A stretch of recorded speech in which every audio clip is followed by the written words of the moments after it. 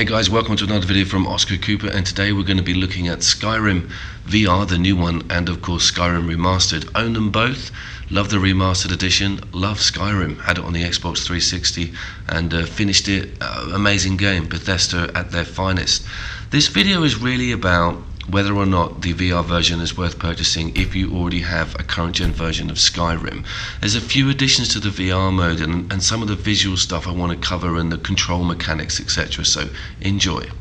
So visually the game has taken a big hit, a pretty massive hit, to be honest with you, and I think this is probably the previous gen engine that's been sort of dovetailed into the VR software. I mean, it's okay, but just check out the remastered version and the level of detail that this newest version of Skyrim goes up to, and of course if you're a PC gamer then you know about mods and making it look even better. This is something that will smack you across the face straight away. You need a pro really to run this version of Skyrim on your VR, because just look at the massive lack of detail on materials, etc. However, okay, and don't let this video fool you, it never carries over very well on Share Factory. It's quite colourful.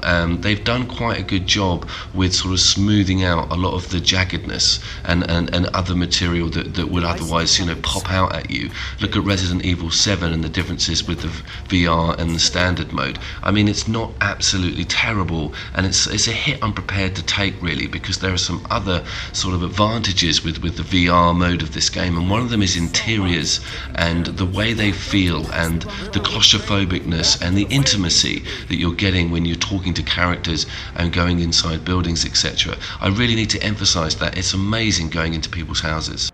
Weather and atmospherics are also a big factor for the VR mode. This is the remastered version, and we're going up into the crypt here, up the stairs, and of course the wind's whistling, etc. And yeah, you're feeling a little bit exposed. But in the VR mode, it's on a whole nother level. I mean, you really you shudder. You're feeling like the altitude, everything's there. It's really awesome. That actually it was one of the first things that hit me when I actually booted this up.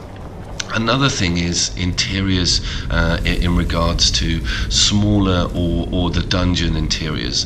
These are incredible, and creeping through them and just the vulnerability that you're feeling, and the fact that you're waiting for stuff to jump out. If you own VR, you know what I'm talking about. It's a lot more in your face. As you can see here, the same section, a little bit more detail, but playing them both, I feel like I'm missing out when I'm playing the remastered versions with sections like this.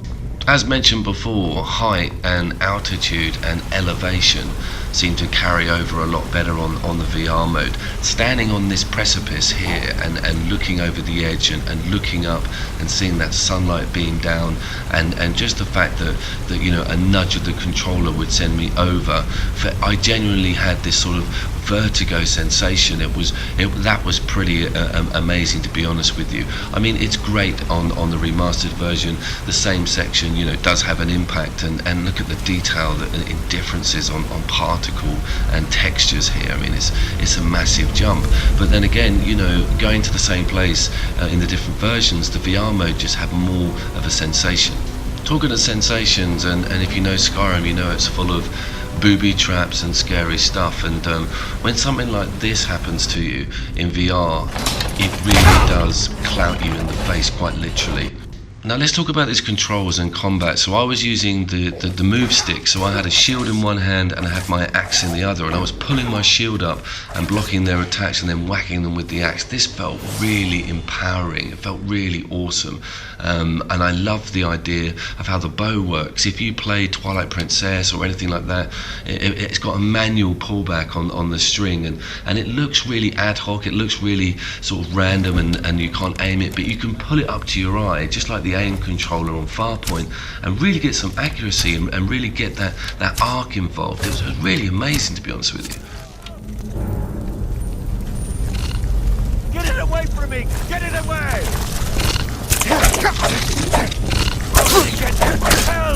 Large larger enemies are obviously awesome because they're scaled really well. They are bang in your face and they're very daunting. They tower over you. They are generally quite frightening, to be honest with you. Those spiders shit me up. I'm not even an arachnophobia.